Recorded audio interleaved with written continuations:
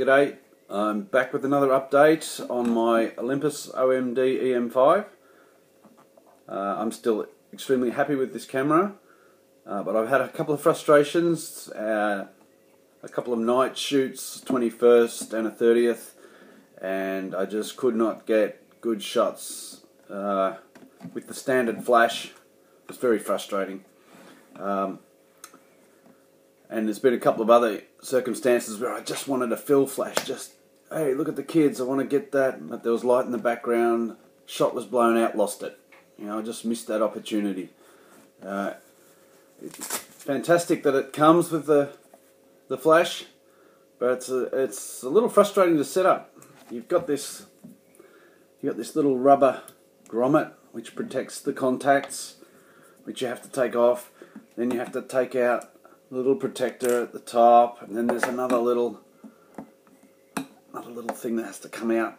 If you can see what I mean. Just cut my fingernails. I can't even get it off. It just gets really frustrating. And just slot that in, and up she goes. And it still seems to be quite close to the lens, and you get quite a bit of red eye. And a lot of the photos I took, I had to get out. I bought Photoshop Elements, and I've had to get out that and have a crash course on how to get rid of the red eye so I can get the photos to family. And that's just been one of my biggest frustrations with this camera. So yeah, if you're just thinking of buying an all-rounder camera, maybe I would have even reconsidered with that. The new Panasonic seems to, the GX7 I think it is, has its own little pop-up flash, but that wasn't out when I bought this, so that's hindsight has 20/20 vision, doesn't it? So yeah, there's one little frustration which I just wanted to let people know about. And another thing, I've been using this lens on the camera, the 12-50 kit lens that I bought it with, and this seems to be my go-to lens. I just use it all the time, and I think one of the reasons is the little macro function it has. There's a little macro button there, you hold it and you pull the little dial forward there, it just clicks forward, and you can get some magnificent shots with some magnificent blurred background, and you can get it really sharp. Got some great photos of flowers and some barbed wire and just things that you wouldn't normally photograph. So that's been a great little function. I just love it. I didn't think I'd ever get into macro photography, and I believe it's a fake macro anyhow, but technically, but it's probably been the surprise out of the whole package, and I've just really enjoyed it. And another reason, you've got that electronic zoom when you take video, or you can just click it back and you've got your manual zoom. So yeah, this is my go-to lens, especially in daylight. I'll just take it with me. I just wish the reach was a bit further. I just wish it was something like the equivalent in a Nikon or a Canon 18-270 or 18-300. That would be ideal, but that doesn't seem to exist yet. So we'll just keep our eye out for something there. The other frustration I've had with it is the battery. Initially I didn't buy a backup battery because they were like $85 from Olympus, and I thought, oh, that's a bit steep. And then I got on eBay and I saw these aftermarket ones for $10-15, and I thought, oh, well, the aftermarket's been good to me for my phones over the years. I probably saved a fortune on them, and I thought, well, you know, I'll risk it and go for an aftermarket one. I know some people don't like them, but anyhow, I bought an aftermarket battery and I popped it in, and I thought, this is fantastic. This is another bug. But every time you got to charge that battery, you've got to take your little. This is my little half of the HLD6 grip that I bought. I've got to take that off every single time, which gets a little bit annoying, and I wonder how long this little screw is going to last, taking it on and off hundreds of times, or whether it's going to come loose. Or it hasn't, seems all right at the moment. There's no real problem with it, but it'd just be nice, just a bit, be able to just slot that battery in. So yeah, when I bought the aftermarket battery, I slotted in, it worked fine, drained the battery, stuck it in the charger, would not charge. And I thought, ah, great, dud battery. So I ended up getting half my money back for that battery after complaining to eBay, the seller.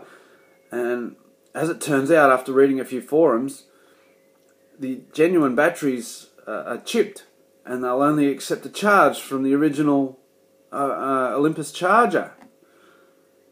And I thought, oh, so maybe the battery I bought aftermarket is not a dud, it just needs to be charged properly. So I ordered a charger online, which took another month to get to me, and here it is here. And I actually bought it with it came with two batteries, which were nearly 2,000 milliamp batteries. And I must say, this is fantastic. This just clips into it sits in your wall, your battery just slides in, clips in, there's a red light that turns to green when it's charged, and it's very easy to use, and it charges the original battery as well. So this is my charger, and I think it's fantastic. And I now have two spare batteries, and it's been quite reasonable cost, and there's no sign of any problems with the batteries at all. And yeah, that's just, hopefully that helps someone not go through the frustration I went through. Another thing I have purchased, I tried to take some panning motion shots of my kids on their bikes on a bright sunny day, and it would not let me get the shutter speed down slow enough to capture that motion blur. And I'm thinking, why not? And I did a bit of research, and it turns out if you put on a neutral density filter, I bought this little wallet with 3 neutral density filters in it. It's just like a tint, and it just darkens your shot and allows you to hold your shutter speed open just that little bit longer to catch that motion. So yeah, hopefully I'm going to be able to use that and get those shots that I really want. Another thing I purchased was this little blower and the lens pen and the cloth. Cost about $3 on eBay, and I thought, oh, this is going to be great. I'm going to be able to just pop it in my bag. The problem with it is it absolutely stinks. It just smells like a rubber factory, and even in the bag you can still smell it through the bag. So I might end up having to pay a little bit extra and get one that's not just a cheapie. But I still got the lens pen and the cloth, so yeah, maybe it wasn't such a bad purchase after all. But I might end up throwing this smelly thing in the bin. But it does work. But yeah, I just got to keep it in the bag. I don't want to stick it in my cam. I've got to keep it home. I don't want to stick it in my camera bag and smell out my camera bag. You open it up and everyone goes, "Whoo, what's that?" So yeah, got rid of that. Another thing that's really interested me is time-lapse photography. I thought that all used to be done on video cameras, and it turns out it's just a whole lot of shots at certain intervals on your camera stitched together with either QuickTime or Photoshop or some other software programs. So I bought this little wireless JYC timer and wireless release, and it's great. It's got, you can set it all up for delay, yeah, how long you want it to run for, like 5 minutes, 10 minutes, and you delay like 3 seconds, 5 seconds or whatever, and a few other features. It's just your wireless trigger as well, which is good for keeping your shots stable. And I just took it out of the box, threw the batteries in it, and played with it for 10 minutes, and I got it working, and it was really easy to use. And it was $30, $40 on eBay, and it's wireless. The only annoying thing with it, this little unit doesn't switch itself off, so I had to just take one of the batteries out and just carry it around like that. And when I need to use it, I just plonk it in. So I'd give this 10 out of 10. No, mind you, I haven't used it properly yet, but I've used it, I set it up, and it got it working, and it took the shots that I asked it to do, so I couldn't have asked for any more than that. But it'd be only a 9 out of 10 unless if that battery would stay in there and turn itself off. This one does turn it, so you've got a switch on the side to switch it off. That part of the unit just slots into your hot shoe and then into your little connector on the side of your camera there. You just take the little rubber flap off. Terrific.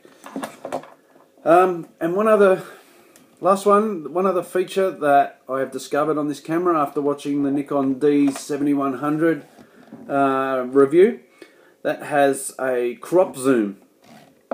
And I thought, oh, that looks fantastic. It just crops, it zooms in on the sensor itself. It's not a physical zoom, but you get a closer idea of what you're actually shooting, and it uses the center of the sensor and the center of your lens. So you're actually using the better part of your sensor or lens to get better quality images. So while it's not a physical zoom, you are actually getting a little bit better image than a digital zoom. And turns out this camera has it. And I've set it up on this lens, my go-to lens. There's a little programmable function button on the side of the 12 to 50. And when you flick it on, I've got my lens hood off, you can zoom all the way out. That's as far as it will go with the 50.